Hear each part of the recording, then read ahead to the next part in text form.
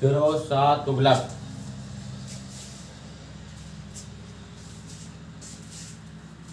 दक्षिणी भारत के अंदर जो राजवंश है तुगलक का बाद दक्षिणी भारत में स्थित जो तुगलक वंश है उसके अंदर जो तृतीय शासक था उसका नाम था फिरोज शाह तुगलक। अपन ने गयासुद्दीन तुगलक पढ़ा, उसके बाद मोहम्मद बिन तुगलक पढ़ा। मोहम्मद बिन का भाई कौन था? फिरोज शाह तुगलक। अब आता है 1309। 1309 के अंदर इसका जन्म हुआ। इसका जो शासनकाल था वो 1352 से 1388 तक था। 1352 से 1388 तक। पिता का नाम था मलिक रज्जब। मलिक रज्जब। माता का नाम था बेबी नैला। अब यहाँ पर ध्यान में रखना है, इसकी जो माँ थी वो राजपूत थी। राजपूत महिला बेबी नैला से उत्पन्न पुत्र कौन था? फिरोज शाह तुगलक। अब इसका राज्याभिषेक कब हुआ था? 23 मार्च 1351 को राज्याभिषेक हुआ। राज्याभिषेक होने के बाद दिल्ली सल्तनत पर कौन बैठा? फिरोज शाह तुगलक। इसने अपने शासनकाल के अंदर 300 नए शहर बसाए थे। 300 नए शहरों की स्थापना की थी, जिसमें से इम्पोर्टेंट शहर कौन से हैं? छोटे मोटे मिलाकर 300 नए शहर बसाए थे, उनमें से इम्पोर्टेंट कौन सा है? पहला शहर है जौनपुर। कौन सा है? जौनपुर। जौनपुर किसके ऊपर है? जोना खां के ऊपर है। जोना खां कौन था? मोहम्मद बिन तुगलक, इसका भाई था। उसकी याद में जौनपुर शहर बसाया। दूसरी चीज़, इसका जो बेटा था उसका नाम था फतेह खान। तो फतेह खान के जन्मदिन पर एक नया शहर और बसाया जिसका नाम था फतेहाबाद। फतेहाबाद जो हिसार हरियाणा एवं फतेहाबाद जो था वो उसके बेटे के जन्मदिन पर बसाया था। तीसरा जो शहर था वो था पंजाब का फिरोजपुर।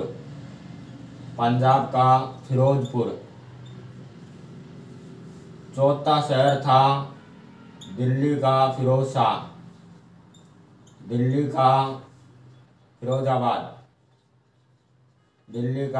फिरोजाबाद। पांचवा शहर था उत्तर प्रदेश का फिरोजाबाद।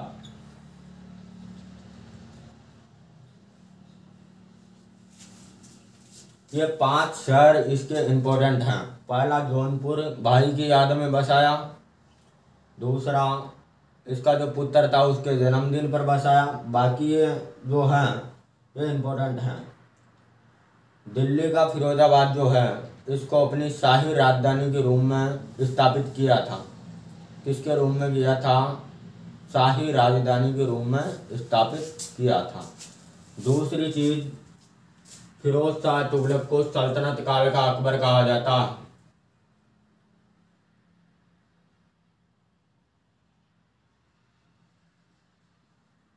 सल्तनत काल का अकबर किसे कहा जाता है? फिरोज शाह तुगलक को।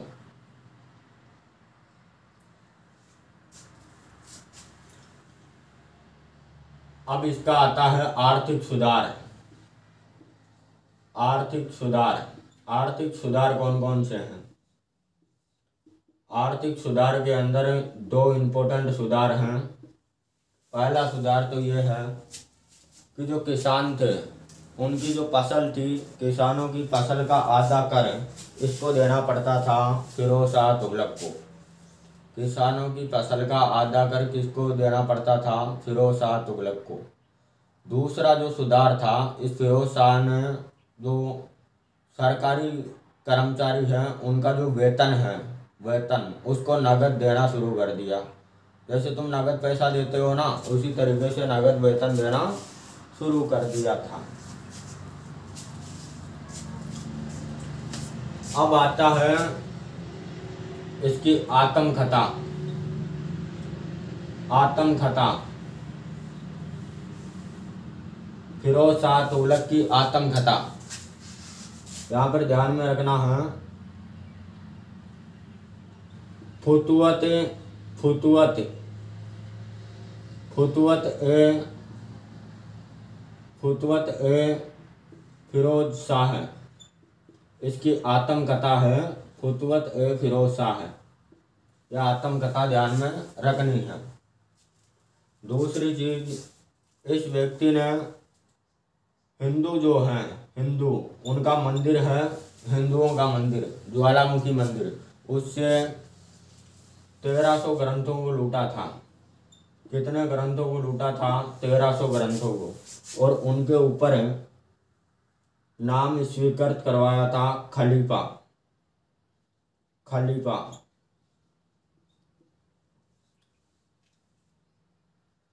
दलायते ए फिरोज शाही, दलायते ए फिरोज शाही,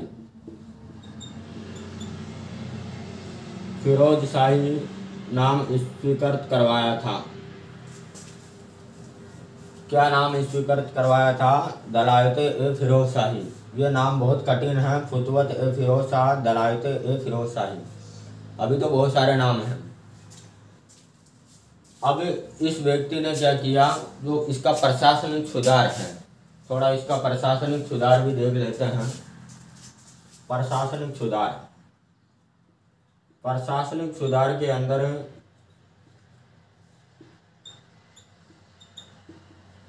इम्पोर्टेंट सुधार क्या है कि इसने अपने शासन काल के अंदर अपने साम्राज्य में जहाँ पर पेयजल सुविधा नहीं थी वहाँ पर पेयजल सुविधा करवाई।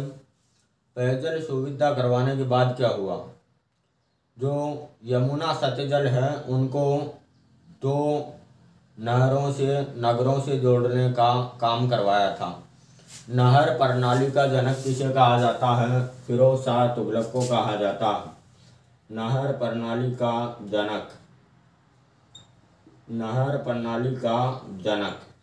ये क्वेश्चन इम्पोर्टेंट है, 1 लाइनेट के अंदर पूछ सकता है कि नहर प्रणाली का जनक है। सल्तनत काल के अंदर नहर प्रणाली का जनक किस शासक को कहा जाता है? तो कौन था? फिरोज शाह तुगलक। दूसरी चीज, सल्तनत काल का अकबर किसे कहा जाता है? फिरोज शाह तुगलक को। अब ये पूछ सकता है कि फिरोज शाह तुगलक को सल्तनत काल का अकबर क्यों कहा जाता है, क्या कारण है? तो इसके अंदर एक तो आर्थिक सुधार बताना है, एक प्रशासनिक सुधार बताना है। दूसरी चीज, इसने किसानों के लिए जो सबसे इम्पोर्टेंट काम किया वो वैज्ञानिक तकनीकी के द्वारा खेती करवाने का प्रयास किया। ये इसका इम्पोर्टेंट है प्रशासनिक सुधार के अंदर। जहाँ पर पेयजल की, पानी की कमी थी वहाँ पर पानी की कमी के लिए इसने प्रयास किया था।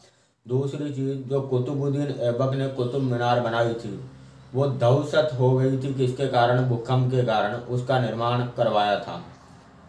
तो ये इसने बढ़िया बढ़िया काम किए थे अपने शासनकाल के अंदर। अब बात आती है आगे की। अब इसने मुस्लिम महिलाओं को, क्या मुस्लिम महिलाओं को,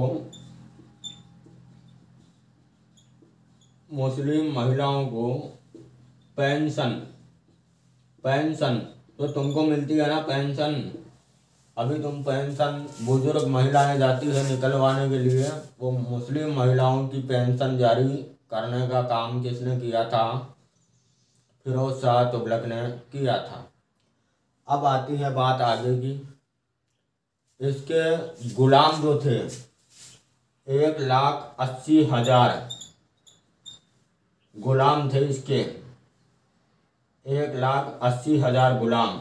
उन गुलामों के लिए एक विभाग बनाया था। उस विभाग का नाम था दीवान ए बंदगान। क्या नाम था? दीवान ए बंदगान। दीवान ए बंदगान विभाग की स्थापना की थी।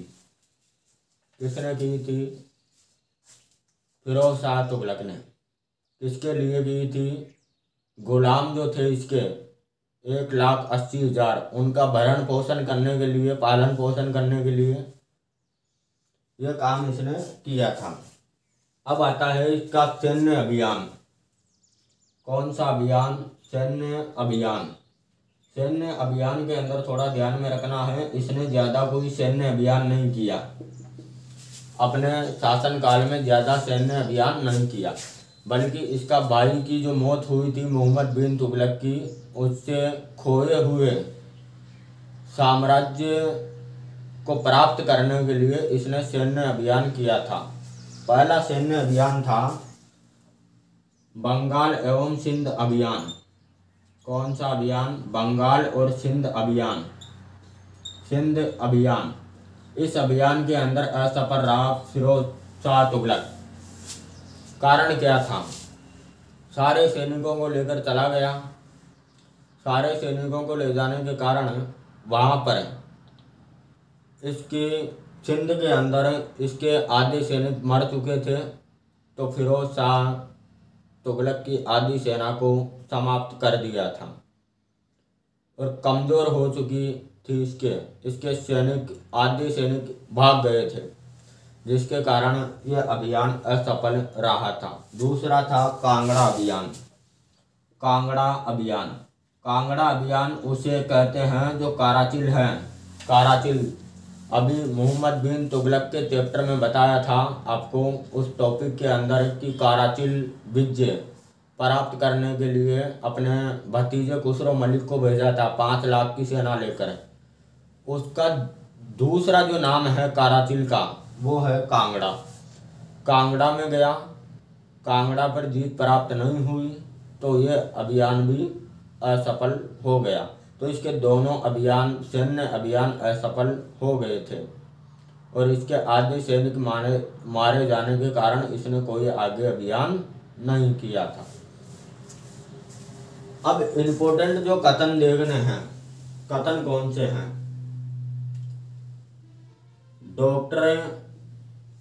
Doctor R C Majumdar.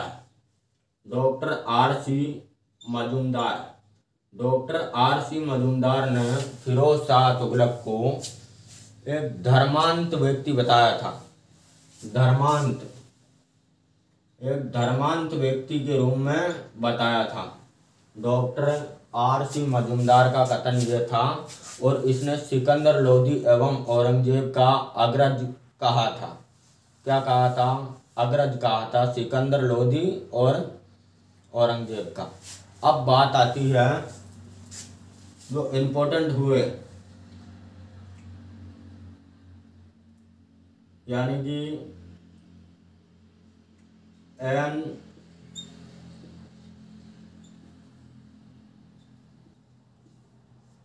इतिहासकार, विद्वान इतिहासकार आया एन फिंचियन।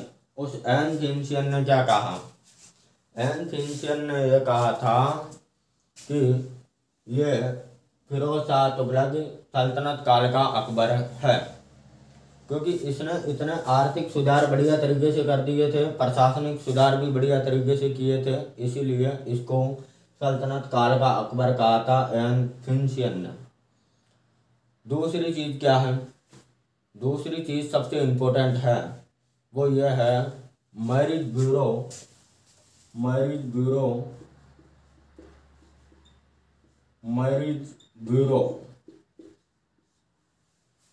ब्यूरो और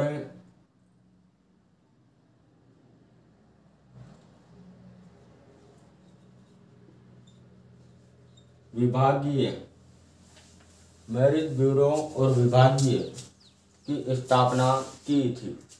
बाकी इसने नहर भी बनाई, रंगबाज नहर बनाई थी। कौन सी नहर? रंगबाज नहर। रंगबाज नहर। बाकी फिरोजाबाद से लेकर यमुना तक की नहर, सिंध से लेकर सतलज तक की नहर, इसने बहुत सारे अपने जीवन काल के अंदर सबसे ज़्यादा नहर बनाने का काम किया था, जिसके कारण इसको नहर प्रणाली का जनक कहा जाता है। अब बात आती है इसकी मौत की। अब सबसे इम्पोर्टेंट चीज़ जो है इसका मकबरा, फिरोज शाह तुगलक का मकबरा। मकबरा, एक तो मकबरा दिल्ली के अंदर है, दिल्ली, और एक जौनपुर, दिल्ली और जौनपुर। दिल्ली के अंदर जो मकबरा है वो हौज खास के नाम से है। किस नाम से है? हौज खास के नाम से। 20 सितंबर 1388 को जब इसकी मौत हुई थी फिरोज शाह तुगलक की, तो इसको कहाँ दफनाया गया था? दिल्ली के हौज खास के अंदर दफनाया गया था। दिल्ली का जो क्रिकेट खेलने का जो स्टेडियम है फिरोज शाह कोटला, फिरोज शाह कोटला जो जगह है दिल्ली के अंदर, वहाँ पर एक स्टेडियम भी है जहाँ पर IPL बहुत सारे पर क्रिकेट खेले जाते हैं। तो फिरोज शाह कोटला जगह बहुत प्रसिद्ध है, वो इसी फिरोज शाह तुगलक ने बसाई थी। और इसकी मौत कब हुई थी? 20 सितंबर 1388 को। तो इसको हौज खास के अंदर दफनाया गया था। यह पूरा इतिहास है फिरोज शाह तुगलक का। और यह फिरोज शाह तुगलक खत्म।